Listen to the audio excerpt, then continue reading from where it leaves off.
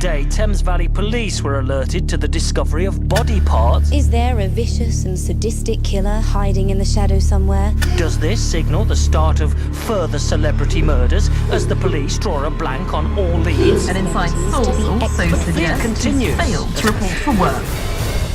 It's me! Hey! Okay, so recognisable face on British television Hey. for a long time. How does it feel to be the leading man in your own movie? Oh, I can't. Do you know, I've never been so excited in the whole of my life. Right. You know, I made a lot of films when I was a kid. I did things like The Optimist with Peter Sellers, did Polanski's Macbeth, I did stage shows in London with Anthony Newley, Russell Grant, everybody you could think of. Right. But in those days, what's the word? It was a bit of fun, and the onus wasn't on you. Yeah. You know, people weren't looking at you going, "Oh, I didn't think they were." Yeah. You know, he's holding the film together. But so this is a real challenge, and it's really weird because I got introduced back into acting by Ricky Gervais asking me to do extras, and then when this was offered to me, Andy turned around and said, "I've got an idea for a movie." I said, "What's it called?" He went, "Kill Keith." I said, "What's that about?" Because Andy's the producer of the movie. He said, "Don't know." So he went away and wrote it, came back with this script, and to be honest with you, off a page, I've never laughed so much in my life. And in fact, I had to verify it with my little boy who's 13. So I gave it to him, and he laughed his socks off it as well. I said, "What do you think? You should do it." Brilliant. So yeah, I mean, God, I'm really, really excited about it, really enthused by it. Yeah. So I mean, it was always going to be Keith Chegwin. It was never going to be Kill Richard and Judy or anyone else. I mean, it was always. Yeah, I think yes, it was actually. Yeah, so I was really, quite overawed by it, really. Right. But then, what's the word? It's comedy throughout. Right. So it's like people you sort of like your famous faces that you love all get bumped off in a comic way, which is quite nice. Yeah. And also the thing I enjoyed about it was that I was willing, you know, to have a laugh and enjoy it and take the mickey out yourself. Yeah. But then so were other people. Yeah. You know, they literally went through my phone book with celebrities, and half of them, I won't mention names, just went, "Oh, I'm not doing that." "Oh, I'm not doing it." "Oh, there's no way I'll do that." Some of them have even phoned you back or responded to you. And really high profile people. Yeah. But I'll tell you what, they've changed the tunes since the bloody posters and things have come out. They're all going, "You doing Kill Keith too?" I said, "I don't know." Yeah, they all want to be in the next one. Much loved comedian Joe Pasquale is found dead in a monkey suit. Fuck off and come back in half an hour. I'm having a banana. Are you scared, Keith? Tony Blackburn has been confirmed as the third victim of the so-called breakfast serial killer. Police are treating the circumstances as suspicious. I certainly remember the part in extras, and obviously with this, you're not afraid to satirise yourself. Oh, it's great. Yeah, I mean, how was the experience with Gervais in extras? Oh, God, do you know, I've never worked with a bloke like it. He's just fantastic. I've just done Life's Too Short. The new series of Ricky Gervais about Warwick Davis. Right. You know, they've got Liam Neeson in it, Johnny Depp, Sandra Bullock, Keith Chegwin. Hang on, that doesn't work, does it? Les Dennis, Sean Williamson. So it's great. But Ricky's just invited back a whole load of people he enjoyed working with. That's what he said to us on the phone. So yeah, I mean, but I've never known such a generous comedian. Right. A lot of comedians always like to, I don't know, grab the top line for themselves, the top gag. Yeah. Ricky Gervais wants to give it to you. Yeah. You know, and if you think of something better, he goes, "Oh, do it." Yeah. Oh, it's fantastic. I think it's fair to say you've got some of the best lines in that. Oh, yeah, I mean, he did write some lovely stuff, you know. But the great thing about it, he said, "I'm writing this script," and he was, I think the problem's bit concerned. I'm writing a script and it's an acting part. Yeah. You know, would you like to have a go at it? Right. You know, so I thought, oh yeah, fantastic. Yeah. So so it's a caricature of yourself. Sure. Yeah. Yeah, that you have to act rather than be you. Yeah. That's what I'm trying to say. Okay. At least it's my next question actually. So Hey. with Kill Keith, how much of the real Keith Chegwin is on screen? It's really weird because there's a part of it where I run down the street and sort of like surprise people with a competition or what have you. Yeah. That's me. That's Keith Chegwin. That's what I do. And that was the most difficult part in the movie for me, because I had to play myself, which is really weird.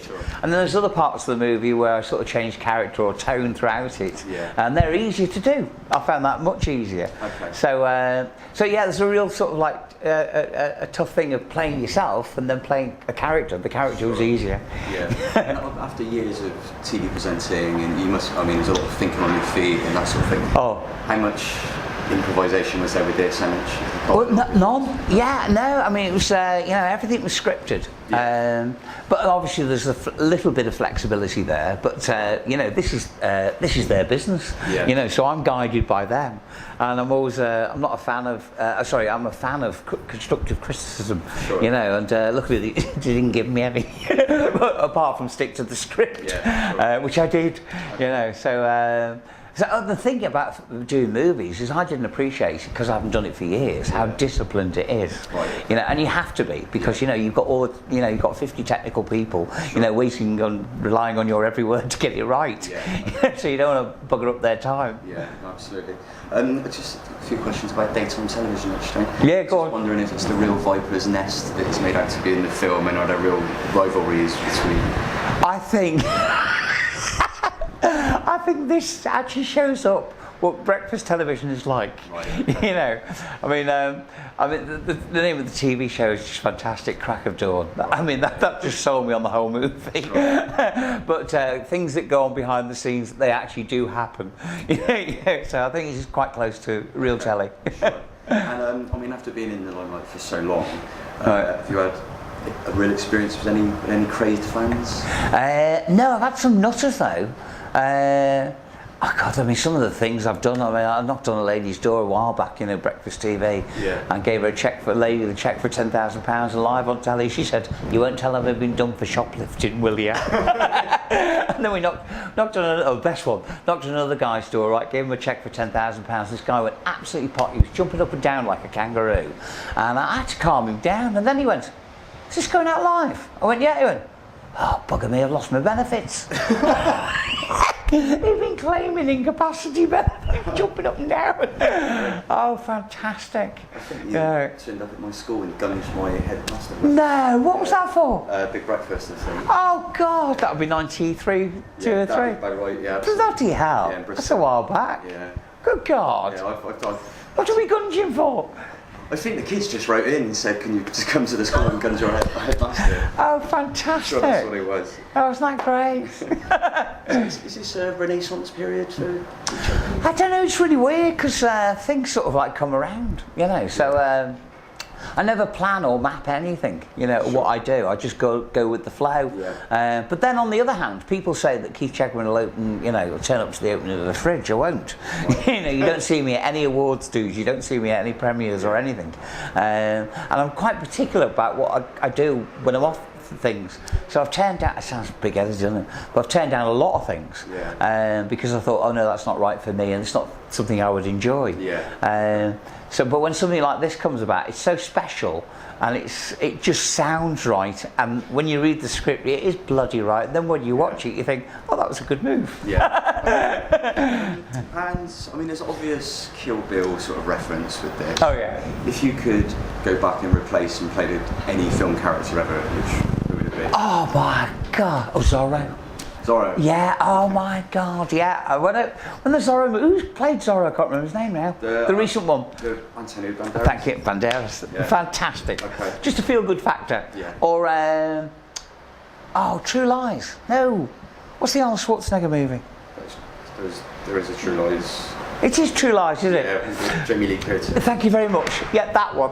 And the only reason for it is just pure escapism. Yeah. It's a chicken tikka masala on a Saturday night watching a movie. It's pure escapism. Yeah, so that. Okay. And I can't think of anything else. Anyone else? No. All right, last question is, what's next for the Cheggers? Oh my gosh. Politics? No, Life's Too Short is the next thing. Okay. And then Panto in Swindon. I don't think any further than that. Yeah. Okay.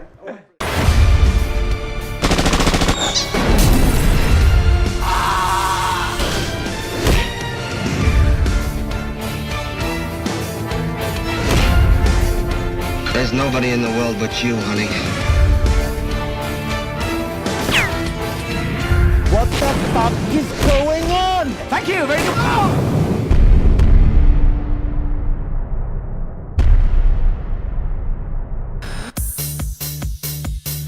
This isn't a gay celebrity thing, is it?